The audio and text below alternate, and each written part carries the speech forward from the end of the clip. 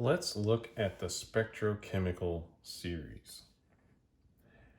This is an order or a sort of the ligands on their ability to split the d orbitals. So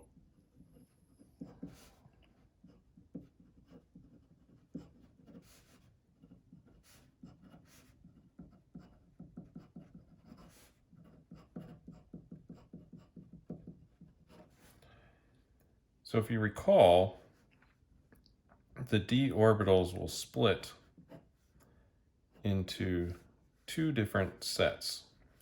We call this lower set the T2G, and we call this upper the EG. And these orbitals get pushed up by sigma interactions with the ligands, and then these orbitals are in between the coordinate axes, so they don't get affected as much. So they're not pushed up as much. However, they are in line with the pi interactions that we have with the ligands. And so let's talk about the effect that the ligands have, and then we'll go into the Spectrochem series, because we just need to review the d orbital splitting just so we have a little bit more context on this. So if we have a ligand that has high sigma donation,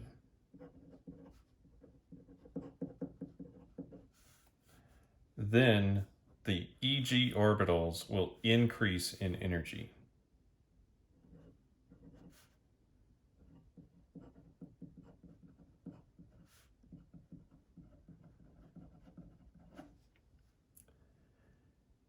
Now, I'm not aware of any sigma acceptor ligands because metals are typically positively charged, and that makes them Lewis acids, and sigma donation is correlated with Lewis basicity, and so a higher Lewis basicity would increase the sigma donation, increase the connection to the metal. However, we can have pi donation and exception to the metal. And so if we were to have pi donation, then the T2G orbital would increase because the symmetry lines up with the p orbitals on the ligand.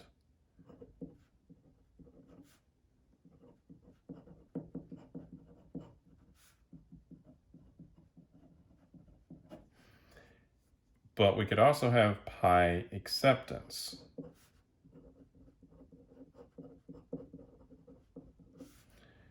Which will lower the energy of the T2G orbitals.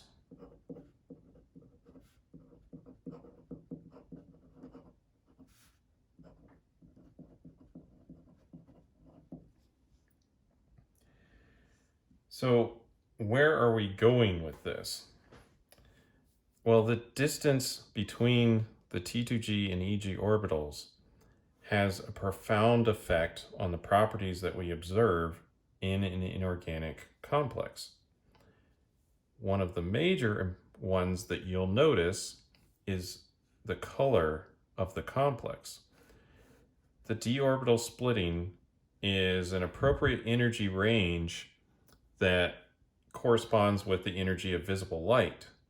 So that's why we call it the Spectrochemical Series, because variations in this affect the spectroscopy of the complex. So now that we have that idea, we're going to arrange the ligands from the highest field, or the largest splitting, to lower fields.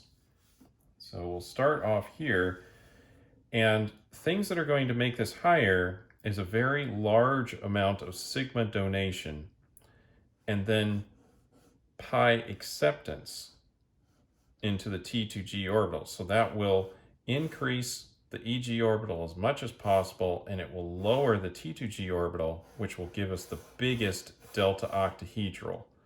difference. That's the difference in energy between the T2G and EG orbitals. And some of the most powerful in that ligands in that sense are carbon monoxide and the cyanide ligand. Now, that looks like cobalt, carbon monoxide. Both of these have excellent sigma donation properties, raising the EG orbital, but they also have pi acceptance. This is often called back bonding, where the metal will send excess electron density that is in the T2G orbitals back into the anti-bonding orbitals on the ligand. This happens with these two because there's multiple bonds inside of the ligand between the carbon and oxygen or carbon and nitrogen. That donation will decrease the strength of the bond in the ligand, and you can measure that using spectroscopy, like infrared. But more importantly, it stabilizes the electrons that are in the T2G orbital by giving them more room. That lowers the energy of this orbital and increases the delta octahedral and gives us a larger energy gap between the EG and T2G orbitals, placing them at the very high end of the ligand field.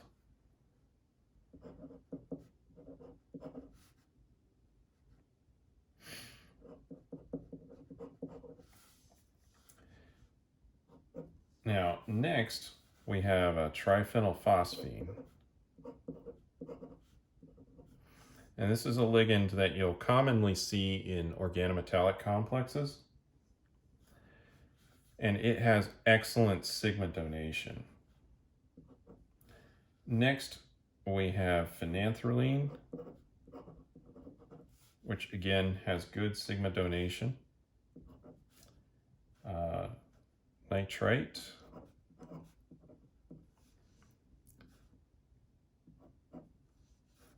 Ethylene diamine,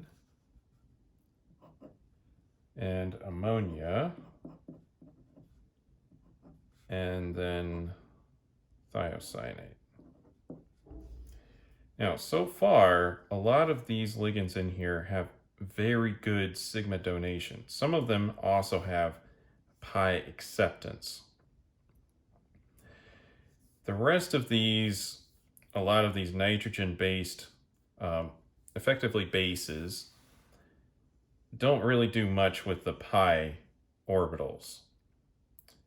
They're occupied within the ligand and they're just not available for either back bonding or donation to the metal. And so there's kind of a neutral effect on the T2G orbital. What they do have is very high sigma donation because they're bases, and bases tend to give electrons away. And so that's why these are relatively high field ligands. Now, next, we'll move into a new territory, which is kind of the lower field ligands. They don't really split as much as these do. So again, continuing on, but down here, because I'm running out of room, we have water as a ligand, just kind of in the middle ground, but definitely on the lower end.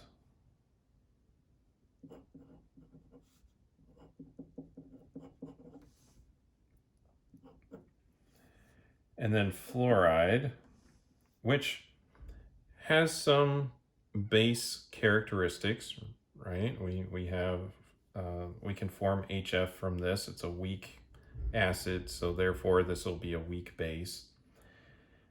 But we're getting into territories where we'll start to have pi donation as well. Maybe not so much with fluorine because it's so electronegative, but coming up here, we'll see some examples of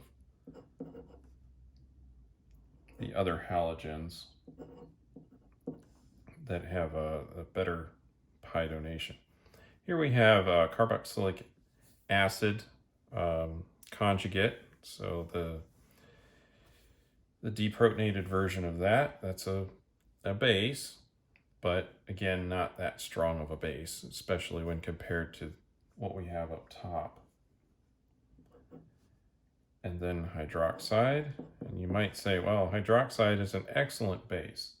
Well, it also has good pi donation because there's a lot of lone pairs around this oxygen. And those lone pairs are going to start donating electron density into the T2G orbital, and that will push the T2G orbital up. And so, yes, the EG orbital is getting pushed up, but the T2G is getting pushed up as well. And that will decrease the field strength of this ligand, or the splitting effect. And finally, we have our halogens, the remainder of them. So chloride, and of course, this is in order of decreasing basicity. And these are more likely to interact with the metal T2G orbitals. That's because all of these have a full shell. All of those p orbitals are occupied and they're lined up, ready to interact with these T2G orbitals in a pi donation fashion because they're full orbitals. And so if there's an interaction, it will be sending electron density into the metal. That will increase the energy of the T2G orbital, and these don't have particularly good segment donation, right? These are not very good bases. So you have a combination of not pushing the EG orbital up as high and then bringing the T2G orbital up as well with all of those lone pairs. You get a very small split in the ligand field.